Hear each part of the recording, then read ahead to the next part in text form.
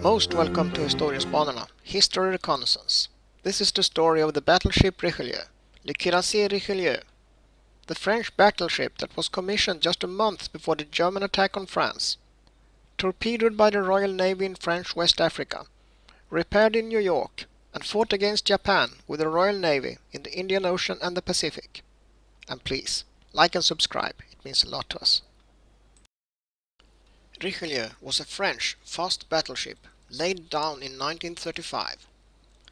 Main armament: 8 380mm 15-inch guns in 2 quadruple turrets forward of the superstructure.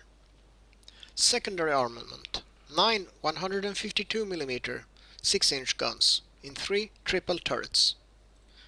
12 100mm anti-aircraft guns and other of lesser caliber.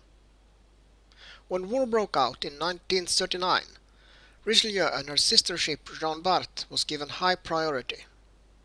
Work on the ship was completed on 15th of June 1940, just days before France surrendered to Germany. Here is a sectional view of the Richelieu, with main and secondary armament and magazines. Superstructure with artillery directors, navigation, and admirals' bridges and armored conning tower.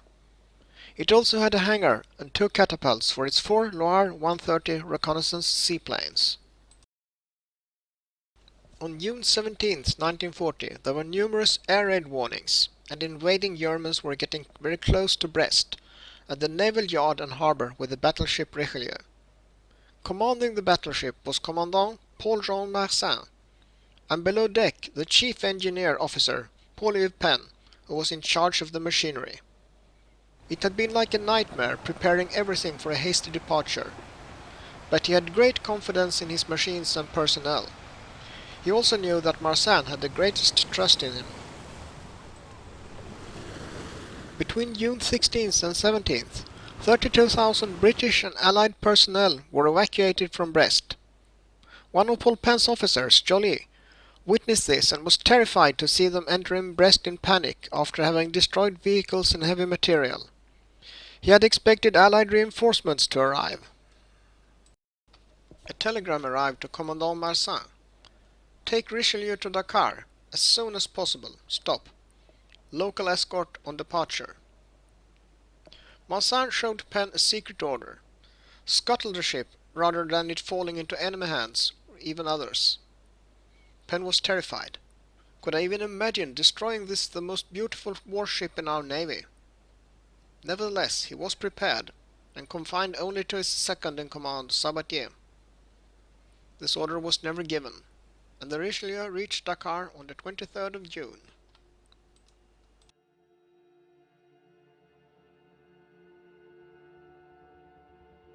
July 3rd, 1940.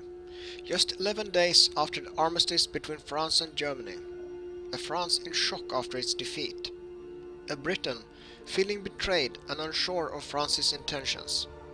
Fearing that the French fleet should return to home ports under German control.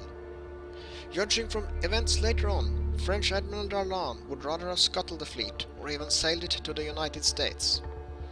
But this was not made clear to the British, and combined with Britain's dire circumstances, standing alone against Germany, tipped the balance, and the order was given to open fire on the anchored ships of the French fleet.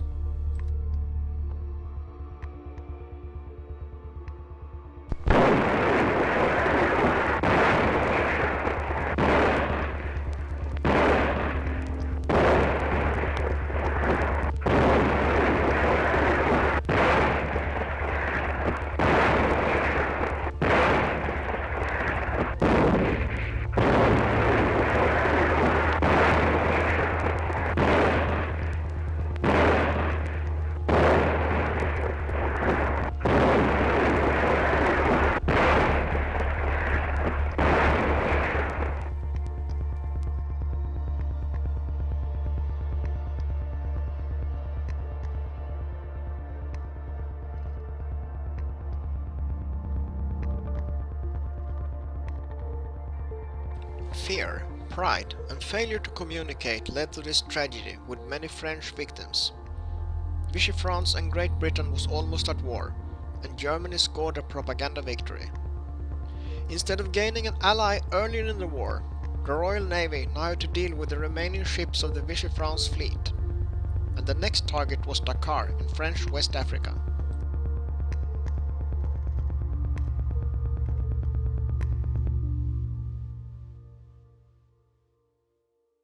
July 4th, 1940. The British carrier Hermes and 2 cruisers arrived to Dakar. On the 7th, they sent an ultimatum: surrender all French ships to British control or be sunk. This message from Commandant Marsin states that Richelieu and the rest of the forces at Dakar will not surrender. After what he calls the unspeakable aggression at Oran, all British naval forces will be attacked without warning. The British dealt the first blow. A group of swordfish launched from Hermes, and one of their torpedoes struck Richelieu aft on the starboard side and tore a hole 9 by 8 meters. The starboard propeller shafts were bent. The shock also disabled many of the ship's systems. Richelieu was towed into port for repairs. Anti-torpedo nets were set up around the vessel, which had taken on some 2,400 tons of water. September 23, 1940, came the second attack on Dakar. Charles de Gaulle believed he could persuade the Vichy France forces in Dakar to join his Free French. The task force providing more persuasion was the aircraft carrier Ark Royal, the battleships Resolution and Barham, 5 cruisers, 10 destroyers, and transports with the 10th Brigade of the Royal Marines and the 13th Demi-Brigade of the French Foreign Legion. Their orders were to negotiate with the French governor for a peaceful occupation, but if this was unsuccessful, to take the city by force. The French authorities rejected these demands. After a 3-day battle in the air and at sea, the Allied fleet had to withdraw. Allied losses: 2 battleships and 2 cruisers damaged, 1 armed trawler sunk, and 6 torpedo planes lost. Vichy France losses: 1 destroyer grounded, 2 submarines sunk, and Richelieu somewhat damaged by 15-inch shells from Barham. This mostly had political implications. De Gaulle's status was hurt, and the Germans so pleased that they released all prisoners of war from the French Navy. After the Battle of Dakar, Richelieu saw little action. Then, everything changed with the Allied invasion of French North Africa. Richelieu departed Dakar, bound for New York, 30th January 1943, to be repaired and modernized.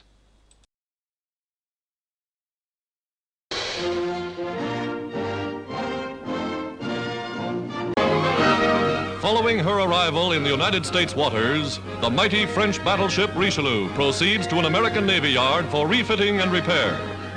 First of more than 50 French warships to be equipped to fight against the Axis. At another American port, the cruiser Montcalm puts in for repairs and supplies. Built in 1936, she'll soon be back in action. Vice Admiral Raymond Fenard, heading the French Naval Commission to the United States, salutes his flag as he comes to place every available warship flying the tricolor on the side of the United Nations. In New York City, French sailors are introduced to free American refreshments. Quite a treat. Now, parading up Broadway, men of the French Navy return New York's hospitality with a gala review. French Blue Jackets and Marines, escorted by units of British and Americans, giving the big city the war's first view of America's traditional allies, now marching shoulder to shoulder in the common cause. Along the line of march, shouts of Vive la France tell these Frenchmen that the United Nations are with them in their fight for liberty.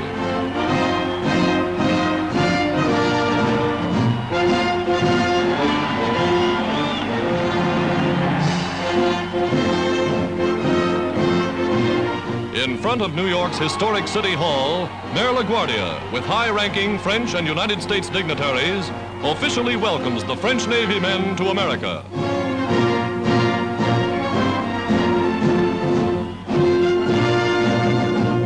Fighting men of an awakened France, sworn to free their native land. One of the dramatic scenes of the war. the rebirth of French naval might, the beginning of France's return to her traditional position among the great nations of the world.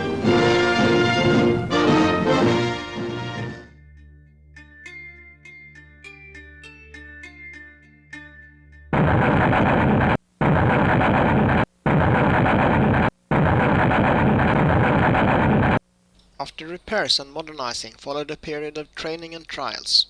First Scapa Flow, then in February 1944 on a raid against German shipping of Norway. After that she was to join the British Eastern Fleet, south to the Mediterranean and then to the Suez Canal. Richelieu took part in several operations to keep the Japanese fleet based in Singapore occupied and away from the American fleet in the Central Pacific. Richelieu and other battleships attacking Japanese landed targets on the Andaman Islands and Sumatra. The fleet arrived back to Ceylon on the 27th of July, then back to the Mediterranean and finally Casablanca for refitting and maintenance. On the second deployment with the British Eastern Fleet, Richelieu, together with HMS Queen Elizabeth, bombarded Japanese positions on Sumatra, followed by attacks on Japanese airfields in support of the British Army landings in Rangoon, Burma. Richelieu was then sent to Durban in South Africa to have some of our 20mm anti-aircraft guns replaced with 40mm for better defense against kamikaze attacks. Back in Trincomalee once more, 18th of August 1945, and by then Japan had surrendered. Post-war, Richelieu was recalled to France in December 1945, repaired and modernized slightly in 1946, placed in reserve 1956, used as a training vessel and barracks ships until 1967, sold for scrap in 1968. Remaining in Brest is only one of our 380mm guns by the Penfeld River.